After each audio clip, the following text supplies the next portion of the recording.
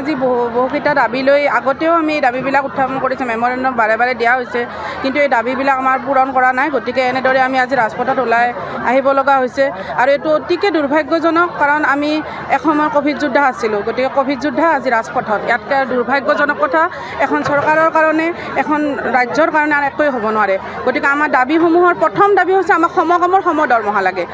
দ্বিতীয় দাবী হৈছে আমাক স্পেচিয়েল ৰিক্ৰুটমেণ্টৰ আণ্ডাৰত আমাক নিযুক্তি প্ৰক্ৰিয়া লাগে। যিবিলাক আমাৰ ভেকেঞ্চিত ওলাই থাকে সেইবিলাক যদি আমাৰ এতিয়া ছিনিয়ৰ বেচিছত আমাক পৰ্যায়ক্ৰমে আমাক ৰেগুলেশ্যন কৰি থাকে, তেতিয়াহ'লে আজি আমি এনেদৰে ৰাজপথত ওলাই আহিব নালাগে।